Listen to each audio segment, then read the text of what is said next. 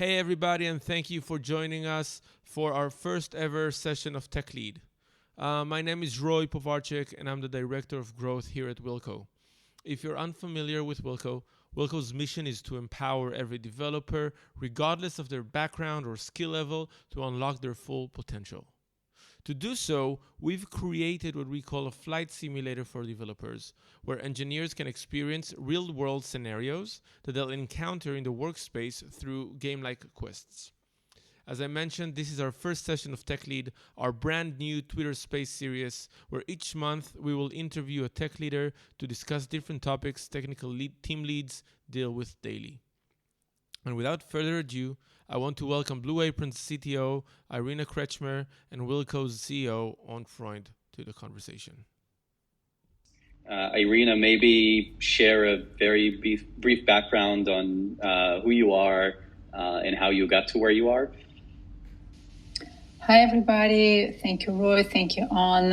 Great to be here. Frankly, first time using Spaces, so that's another exciting bit to it.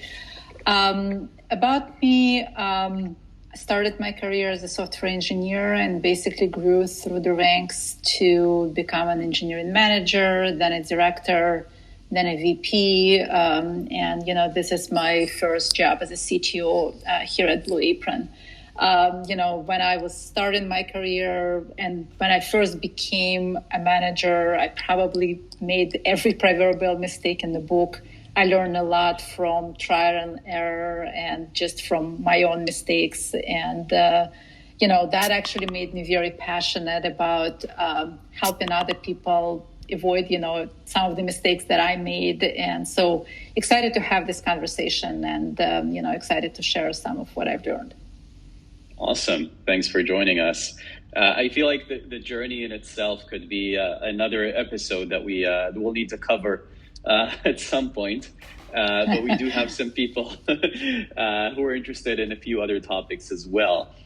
So I think we'll delve right in. And if you're listening in, feel free to come up with questions that you would like answered. You can either tweet at us and ask them, and we'll follow along as the space is happening. Or at the end, we might let you join in and ask the question yourself. So, let's start with the way things are happening at Blue Apron today. So can you share a bit about how your team is structured, how big it is? Why did you choose the structure that you have today? So the team is not huge. The entire technology organization is around 60 to 70 people. And it kind of falls into three main teams.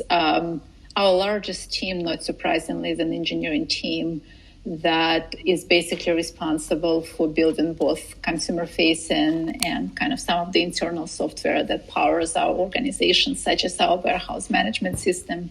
Under our engineering team, we also have our data team, our quality engineering team, DevOps, etc. And I can talk a little bit more about how the engineering team itself is structured, if that's of interest. And then other two main areas within the technology org are our enterprise systems and IT team. They are responsible for IT support, service desk, some of the SaaS systems that basically make the company work, such as our finance system or our human capital management system. And then we also have our information security team, small but mighty, but extremely important to protect our customers' data and our employees. Cool. And you mentioned that the engineering team also has its own internal structure. Can you share a bit about that? Sure. So the engineering team basically has several different, squads, if you will. We have, on the consumer-facing side, we have our growth team. That's the team that is responsible kind of for the acquisition funnel.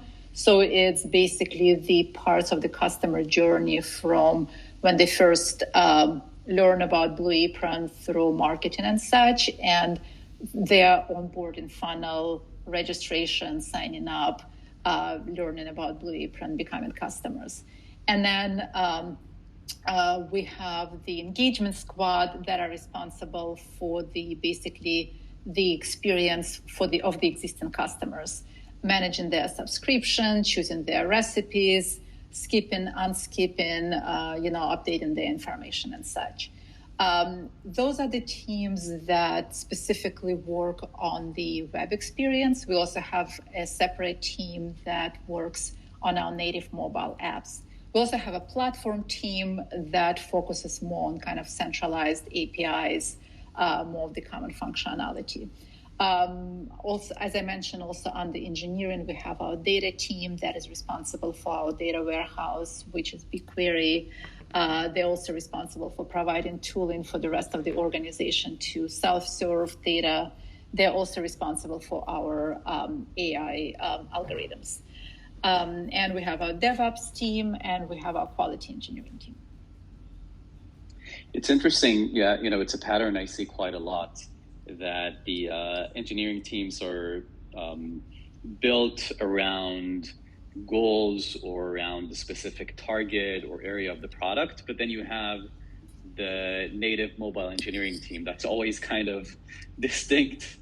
And, one team is in charge of this specific business goal, but then the native mobile team is always there as just focused on a specific type of engineering or a specific type of technology. There are two different schools of thoughts there, and I've done it both ways. To your point, one probably still more common way is to have a native mobile team kind of separate. I've also done it where in my previous organization where mobile engineers were basically part of the product squad. And so the experience being built, they were being built both for the web and for native mobile. There are pluses and minuses there in terms of, the sense of ownership, the ability to move fast. There's also, some limitations as to really even the experience of the product managers and the product designers who are part of the team. Some of them tend to skew a little bit more towards web experiences versus native mobile experiences. So you kind of have to take that into consideration as well. Yeah, totally. Is that the same structure you've had since you assumed the role, or did you have any other structures in place prior to that? By and large, here at Blue Apron, that's basically been the structure, with certain tweaks here and there. For example, if you set engineering aside, we actually recently merged our IT team and our enterprise systems teams because we realized that there's some overlapping systems and overlapping ownership that was really becoming a little bit confusing as to who's responsible for what, who owns what. So it made a lot of sense to just make it one team. Got it. I speak to a lot of engineering leaders, and if you look at people who are relatively new to the field, they always think that there's some sort of ideal structure that if they only get to that, the team would function perfectly. But it's actually a collection of trade-offs. And what I've found, and I'd love to hear if your experience matches that, is that regardless of how I structure a team, the minute there's something that is crossing the boundary of a single team, it doesn't work as well. So you're always, siloed to some degree, and by choosing the dimension in which you're breaking up the teams, you're in a way sacrificing the other dimensions. It's absolutely true. And I would also add that any structure is a living and breathing entity, and it's bound to change as the company needs change, as the context where you created that structure changes, right? It depends on your priorities. It depends on what the goals of the organizations are at any given time. So, today you might prioritize, your platform team because you're building something, that is critical there. And once that's done, maybe you prioritize consumer experience, and maybe you're branching out and creating an entirely different set of features, or kind of an entirely different. You pivot your product and you create an entirely different consumer experience. So you're going to create a team that supports that, right? So it's always the case. Another good example, I think, is that I see a lot is platform teams, right? People tend to like having a platform team that has shared features, shared APIs, but inevitably, while it seems nice and clean, it inevitably creates dependencies, right? And cross-team dependencies in particular. And to your point, whenever you introduce cross-team dependency, you potentially sacrifice speed. So, as you said, I totally agree. There's never a structure that is 100% right. There's always trade-offs. And when you say that you pivot your organizational structure, which I really relate to, as a startup, you pivot not just your product. How often does that happen? And does that cause confusion within the team or outside of the team? It does. We don't pivot often, but that's just the nature of where we are in our company's life cycle right now. Blue Apron is 10 years old, right? So it's not necessarily an early stage startup that pivots frequently and should pivot, potentially frequently and often, and experiment more often. I think how the organization reacts to change is part of the culture of the organization, right? And kind of how you set it up and how you set expectations, right? If you set the expectations that the change is constant, that you are going to maybe twice a year, right, evaluate how well the structure is working for your organization, and set the expectation that the structure is going to be fluid and that you're going to keep changing, then people are going to embrace it and get used to it and kind of expect it. If the structure is less frequent, but also if the change is less frequent, but also if the nature of the change is very impactful, yes, it's going to cause some confusion. People are going to be, especially outside of engineering, people are going to kind of struggle a bit who to go to, who owns what team is responsible for what. So again, depending on your internal stakeholders versus external stakeholders, you need to take that into consideration as well. And it's actually a great segue to another topic. So you mentioned that the way the team or the company reacts to the change is dependent on the culture. So how do you create that kind of culture where, like you said, change is the only constant? How do you maintain that? How do you ensure that people are okay with it, that they're optimizing for it? It's a good question. The way I think it's the nature of people that while obviously they join a company for the mission and, they want to contribute, a lot of it is also, what are they learning? What are the benefits for them in being part of the organization?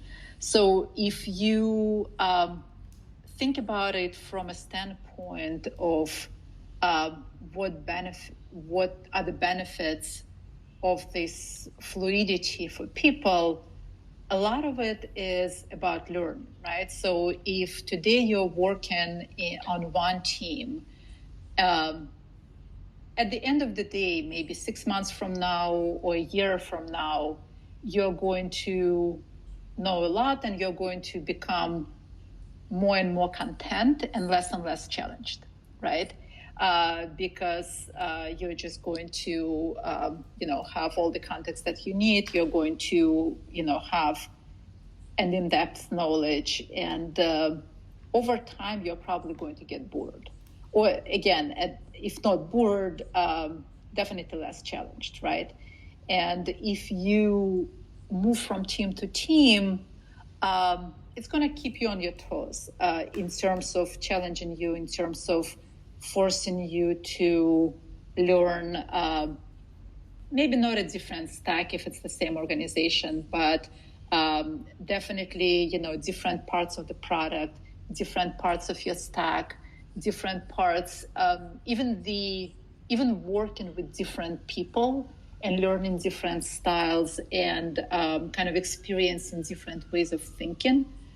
These are all really great things for you as a person and as a professional to just continue challenging you and continue keeping you on your toes and growing you. That's a great point. So in a way, you're saying, look at the incentives of the team members, their desire to self-improve, and tap that to build your culture, which obviously I relate to a lot, because a big part of what we do at Wilco is tapping into that intrinsic motivation that engineers have at becoming better. What are the other types, other than change being such an important factor or a constant?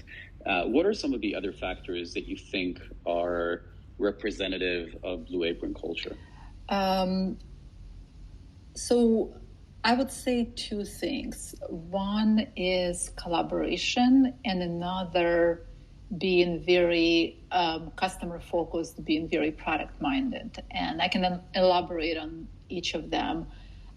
So from a collaboration standpoint, I'll tell you one of the most striking things for me coming into Blue Apron was how much goes into launching a product that is not just digital product, which was kind of what my prior experience was prior to Blue Apron, but what goes into launching a physical product. And actually, maybe I should pause for a moment and for the audience, kind of share what Blue Apron does in case you're not familiar. So Blue Apron is one of the pioneers of the meal kit industry. So what we do is we send to our customers pre-portioned recipes with instructions, several recipes a week, as many as they choose, so that they can basically cook their meals from scratch with, from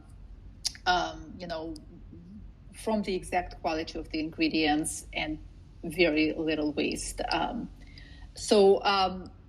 If you... I can say, by the way, that, as a user, it's a great product. I've cooked a lot of meals through it, and I don't usually cook, and not the kind of person you would expect to be a good cook. And it's an awesome product. I can't wait for Blue Apron to come to Israel. I had a subscription when I was back in New York, and I would cook every week. I miss it. It is a great product, and we should definitely consider Israel as our for international expansion. If you think about what goes into actually creating a new recipe, for example, or a new kind of recipes, it's not just a digital experience. Obviously, everything from our culinary team to our procurement team that needs to order the ingredients, to our operations team that needs to make sure that all the ingredients are properly packed into boxes, to obviously our engineering team that needs to create a new customer experience. The amount of collaboration that goes into it is honestly like nothing I have ever experienced before. And, unless that collaboration is working efficiently and, people efficiently and effectively, and people enjoy talking to each other, that's just going to be terrible. But it's actually working quite well at Blue Apron. So collaboration is one, and being customer focused is really, really key, especially in our business. The engineers who we have on the team are really product minded and customer focused. So, we're not just, when we are having any kind of brainstorming discussions, any kind of conversations, it's not just about, what technology we use or, how implemented a particular feature. You may find yourself in a pretty heated discussion about the customer experience itself, because we are all customers, right? We all use Blue Apron, or most of us anyway, we use Blue Apron. So we are very aware of what the experience is like, what's working, what's not working. So we have a lot of conversations about what's best for our customers, and we really prioritize that. That's awesome. I love it when developers are so in touch with the product and the business.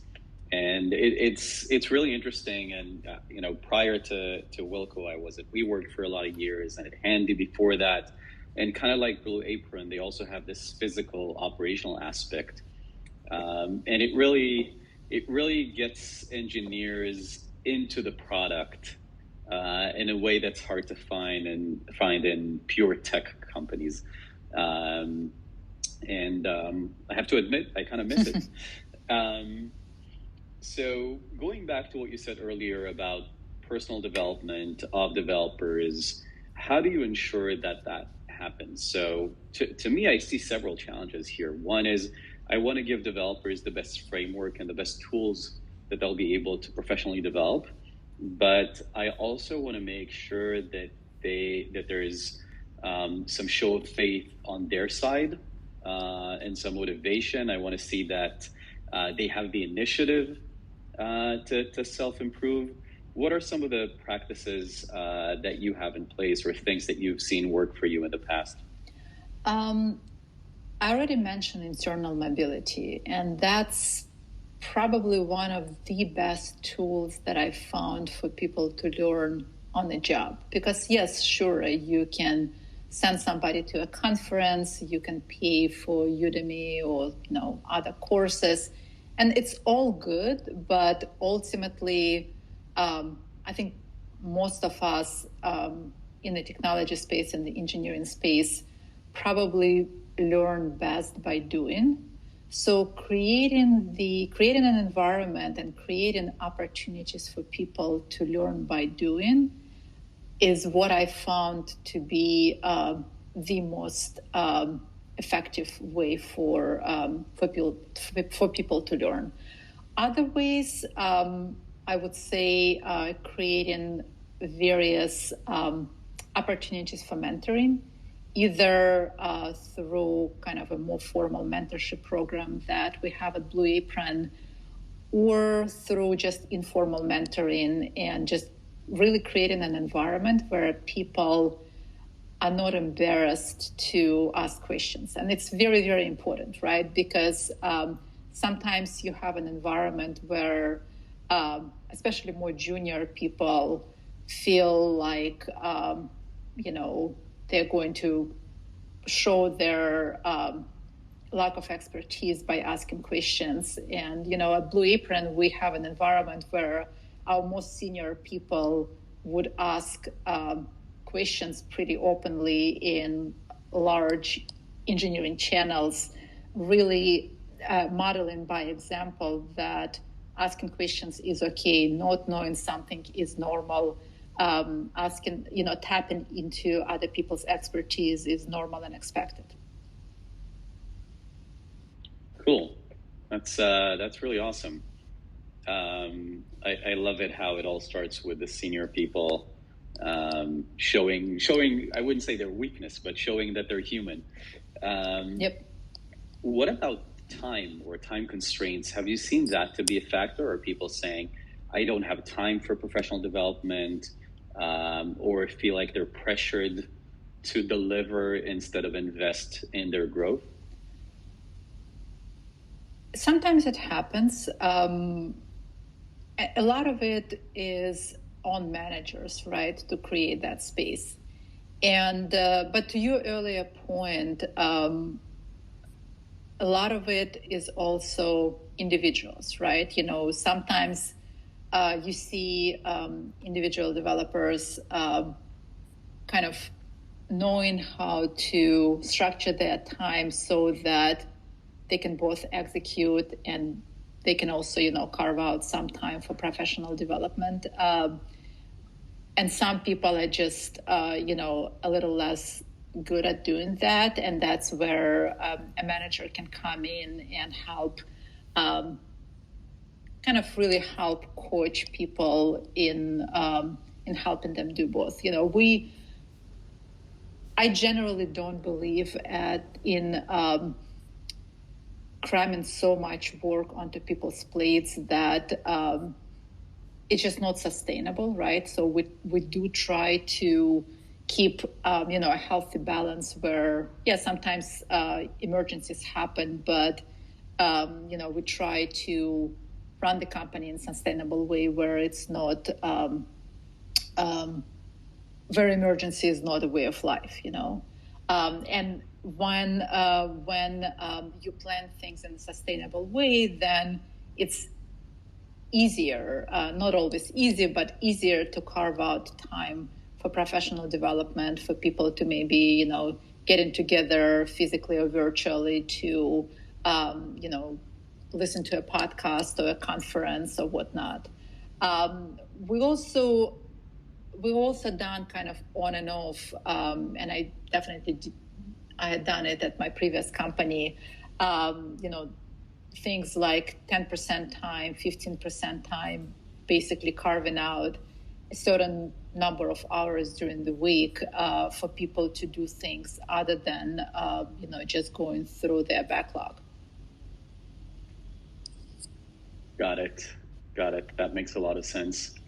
I found that a lot of people are very extreme about this. They either don't have time ever, the constantly busy B type, but then others are always looking to make sure that they get in their time, whereas, you probably want to create a habit where you create a certain amount of time for you on a weekly basis, but it's okay to have a week where you're saying, hey, you know what, this is a week that I'm cramming in, and it's fine. I'm probably not going to get to my professional development, but I do know that on average, I spend this amount of time a week on my professional growth. I want to leave room for one more topic before we open this up to questions from the audience. A topic that's been in the headlines for 2.5 years now, but the whole remote, in-person, hybrid. We hear a lot of differing opinions, a lot of conflicting opinions. How does the team in Blue Apron work? Was that the case pre-COVID? Is that going to continue? Would love to hear about both past, present, and future. Great topic.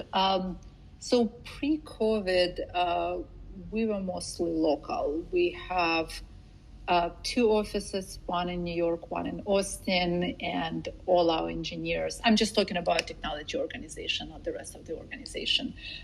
So most of our tech organization was split between the 2 offices.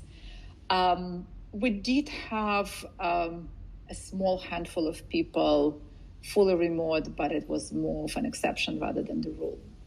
I think as many other organizations, COVID really prompted us to reevaluate that. And not only have we allowed people who moved somewhere, across the country during COVID, not only did we allow them to stay there, we also started hiring fully remote people very proactively. So at this point in time, we still have our New York office, we still have our Austin office, but we also have quite a few people who are fully remote.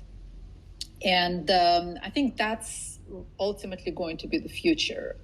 We are going to have somewhat of a hybrid mode within our local offices. That's kind of how we currently operate. We don't enforce really any in-office time, even for people who are local. typically people would come in maybe a day or two a week, as not even as needed, but mostly as wanted. And some people don't come in at all.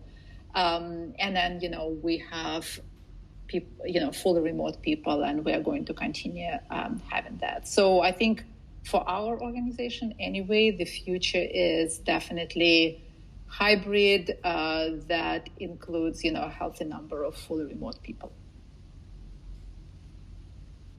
And what are some of the challenges that you see coming with it? And the challenges are, I think, common for everybody. Yes, it's easier when you're all in the same room. But I think by now everybody is very much used to it. I would say the hybrid challenge is actually more difficult than kind of a fully remote challenge, because when everybody is remote, everybody is on the even playing field, right? It's when you have a few people in a conference room and the rest are remote, that's where you have to be more mindful of not having a conversation in the room that other people can't hear, making sure that, if you have established kind of a practice of raising hand before speaking when you're in a fully remote world, which is what we've done, you don't break that practice when you have some people in the room who just kind of speak up, because that's kind of a more natural way of doing, of communicating, right? And you use, whatever, companion mode, if you use Google or, other tools where you make sure that, again, everybody is on the same playing field. Yeah, I really like that. One of the things we're doing at Wilco is that if there is a meeting where one person is remote, everyone should be remote. We don't want everyone is in a conference room except for two people kind of meeting. So we work hybrid as a team, but we don't like hybrid meetings. Yep. So I can definitely relate to what you're saying there. And I'm really curious because I'm hearing a lot of opinions these days. Some people claim that the VCs are starting to look at the world as the pre-hybrid phase, and they're expecting people to be in the office. But then you've had successful remote teams prior to COVID. Do you feel like in the past few months things are changing? Is there pressure on either side to either come back to the office or to not come back to the office? Is that something you're seeing, or are you seeing a harmony where everyone is aligned on the right hybrid structure? I'm hearing some of it from my colleagues in the industry, but within our organization, we are actually just reinforcing that this is going to be our future, and we're just kind of reinforcing the rules of the engagement. We're reinforcing the hybrid structure. It's a little bit difficult in our world where you have parts of the organization, such as our fulfillment centers, that have to actually come to work, right? And pack boxes, for example, right? So we are actually very mindful of trying to create as much parity as possible. But even in our world, we are reinforcing that the roles, such as within engineering and broader tech organization, the roles that can be remote, we are actively allowing to stay remote. So we are not necessarily jumping on the bandwagon of the pandemic is over, the world is going back to normal. Like we kind of really subscribe to we subscribe to the new normal, if you will. I agree with that.